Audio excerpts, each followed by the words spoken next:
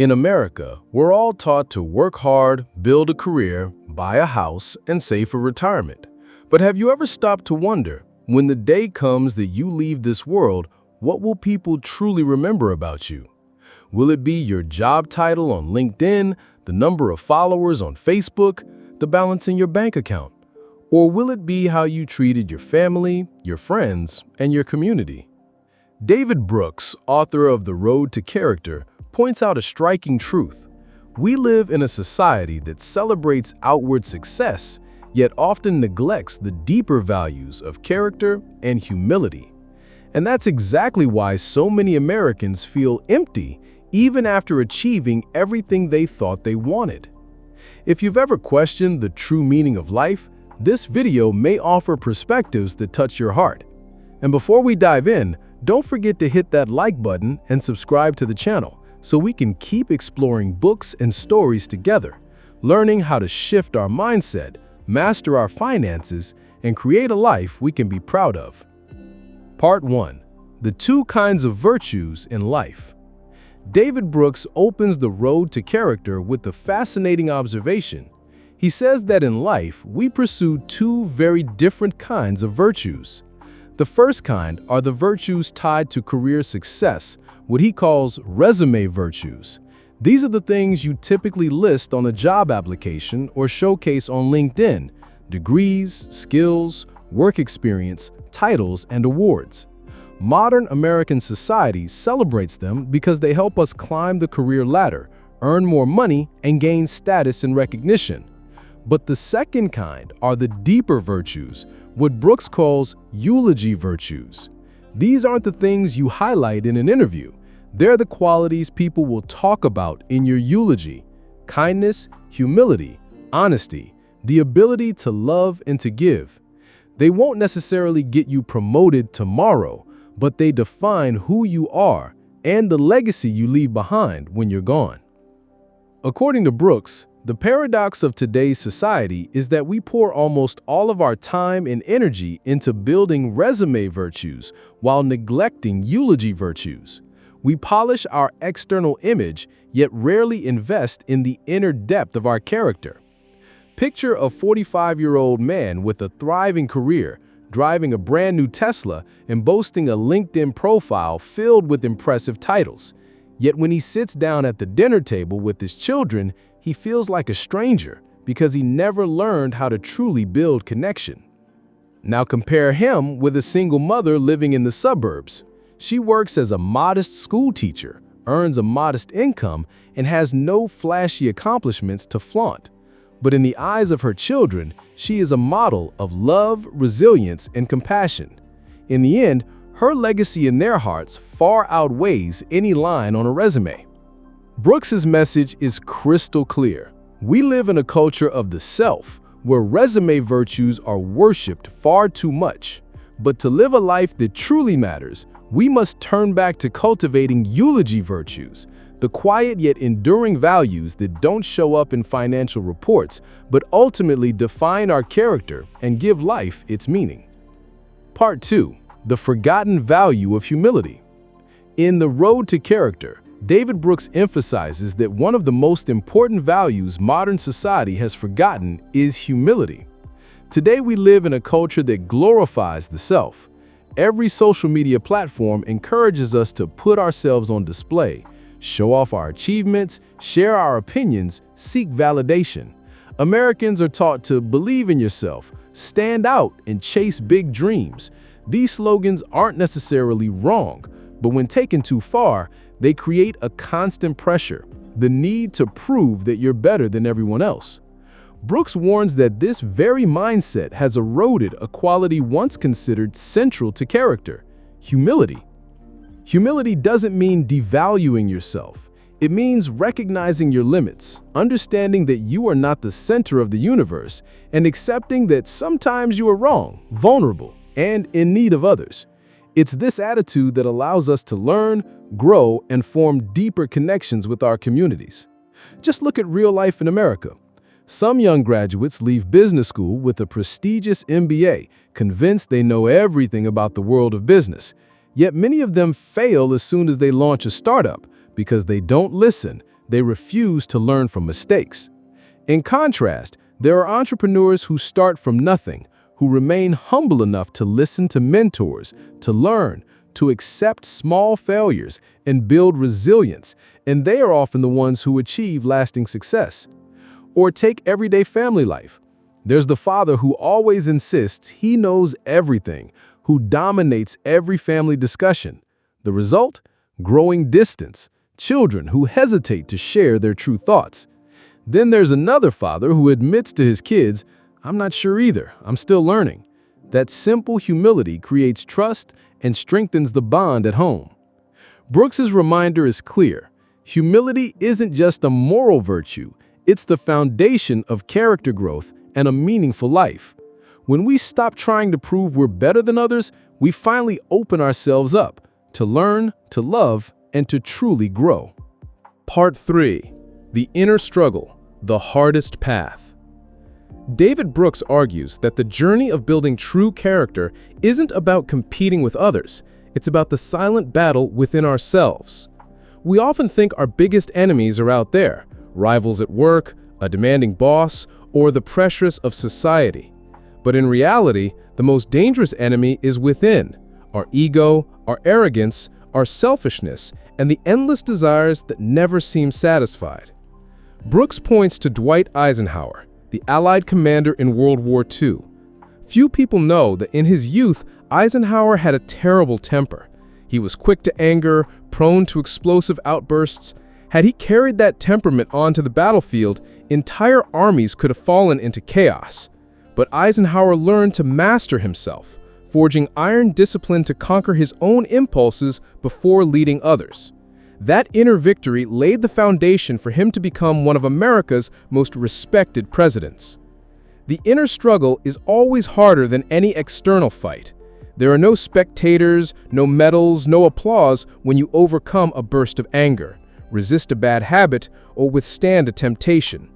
Yet these quiet victories are what truly shape your character. You can see it in everyday life. Someone in America may be brilliant at giving presentations to hundreds of people, yet unable to control their temper when their child makes a small mistake. A skilled manager may excel at strategy, but fail to restrain their own greed, falling into debt or financial scandal. On the other hand, there are ordinary people, a single mother, for example, battling her own habit of overspending.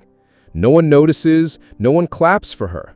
But through discipline and perseverance, she gradually learns to manage her money, teaches her children the value of saving, and becomes a quiet example of strength. That victory may not look glamorous, but it transforms an entire family. Brooks's message is powerful. Building character means stepping into the hardest fight of all, the fight against yourself. Only when we confront the darker parts of our own soul do we have the chance to change, to grow, and to become better human beings. Part 4. Living for a purpose greater than yourself. One of the most powerful messages in the road to character is the call to live for a purpose greater than yourself. David Brooks argues that character cannot be built by chasing personal gain alone. People become truly great when they anchor their lives to an ideal, a mission that transcends the small needs of the self. He gives the example of Frances Perkins, the first woman to serve as U.S. Secretary of Labor. Frances didn't choose the easy path. She devoted her entire life to fighting for workers' rights, driving social welfare reforms, and protecting the poor and the vulnerable. What fueled her wasn't personal ambition, but the belief that she had a responsibility to help make America a fairer place. Because she dared to live for a higher purpose, she is remembered as a symbol of character and dedication. In today's America, we can see this contrast clearly. There are people who spend their entire lives climbing the career ladder, accumulating more wealth, buying a bigger house, or upgrading to the newest car. Yet even after achieving it all, they still feel empty because their lives revolve only around themselves. On the other hand, there are ordinary people who choose to serve their communities. A doctor volunteering in poor rural areas, a young entrepreneur launching a startup to protect the environment, or a teacher pouring their heart into transforming students' lives. They may not be rich in money, but they are rich in meaning, and in the legacy they leave behind. Brooks reminds us, it is only when we give ourselves to a mission greater than our own self-interest that we discover life's true meaning. And it is that meaning which helps us resist selfish temptations, strengthen our character, and become the kind of person others can respect and look up to. Part 5. The Joy of Giving. Brooks argues that one of the greatest secrets to building character is learning how to find joy in giving. In modern society, we're often encouraged to ask questions like, what will I achieve? How much can I earn? How much recognition will I get? But Brooks suggests we should be asking a different set of questions. What can I give? How can I contribute? Lasting joy doesn't come from owning another car, buying a bigger house, or padding your bank account. Those things bring only short-term excitement. Real happiness comes in the moments when we help others, a deeper, longer-lasting, and more contagious kind of fulfillment. Picture an office worker in New York. After years of grinding, he finally lands his dream position. He has the high salary, the nice office, but still feels life is missing something. One day, he joins a volunteer program teaching skills to underprivileged teens. Just seeing one child regain confidence because of his support gives him a joy no paycheck could ever buy. Or take something simpler, a mother working 2 jobs to provide for her family. Her sacrifices never appear on a resume. No one gives her an award, but the smiles and growth of her children are the greatest reward of all. Brooks reminds us that it's often these small acts of giving that bring true depth to our character. The joy of giving not only makes life feel more meaningful, but it also pulls us out of the endless cycle of self-centeredness where everything revolves around what I want. When we begin living for others, we find balance, peace, and a kind of wealth that money can never buy. Part 6. Escaping the Trap of the Perfect Career. David Brooks highlights a trap that many modern people fall into, the trap of the perfect career. We grow up believing that if we land a prestigious job, earn a high income, and buy a beautiful home, our lives will be happy and complete. But when we become consumed by our careers, it's easy to lose sight of what matters more: family, friendships, health, and inner peace. Brooks calls this a distortion in how we define success. A resume may look flawless, but a life cannot be measured by professional achievements alone. In America, it's not uncommon to see a father buried in work, constantly tied up in meetings, business trips, and million-dollar deals.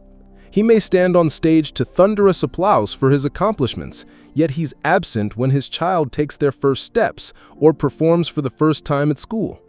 The success that impresses strangers outside can never replace the emptiness left at home.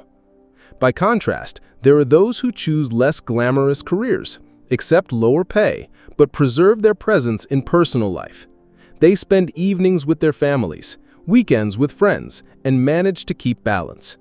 For Brooks, these choices reflect true wisdom, because a meaningful life is not defined by the length of your resume, but by the richness of your relationships and the depth of your character. He reminds us, don't let your career consume your entire being. In the end, few will remember how many hours you worked each week or how many KPIs you hit. What they will remember is how you lived, how you loved, and the values you left behind in their lives. Part 7. The path of character is never easy. David Brooks reminds us that building character is not an easy or straight path. It's filled with struggles, contradictions, and even failures. In today's world, people often look for shortcuts, get rich quick, become famous overnight, achieve success in just a few years. But character is different. It cannot be hacked with a formula or a short course. It is shaped in the difficult moments, in the times we stumble, and, most importantly, in how we rise after we fall. Brooks tells the story of George Eliot, the 19th century English novelist, who endured a troubled youth filled with mistakes and rejection. Yet instead of letting her past define her, she dedicated her life to writing profound works that explored human complexity and compassion. It was her struggles that forged the strength of her character and the depth of her legacy. We can see the same truth in everyday American life. A business owner who loses everything may collapse in bitterness, but if he chooses to learn from the experience, to grow in humility, to rebuild with integrity, then that failure becomes meaningful. It becomes the foundation for a stronger version of himself. The path of character is rarely glamorous. There will be days you ask yourself, why should I bother living with integrity when others cheat their way ahead? There will be nights when you're exhausted from fighting your own bad habits. But it's in those very moments that you are on the right track. Because character is not forged in what's easy. It's built in the silent battles and the unseen perseverance. Brooks wants us to remember, a great life is not one with fewer failures, but one that turns failures into the building blocks of growth. Part 8. The Legacy of a Life of Character. David Brooks closes The Road to Character with a powerful reflection. In the end, what remains of a person's life is not their achievements, not their wealth, not their fame, but the legacy of character they leave in the hearts of others. He draws a distinction between two ideas: resume virtues, the accomplishments listed on a CV, and eulogy virtues, the qualities people speak of in a eulogy.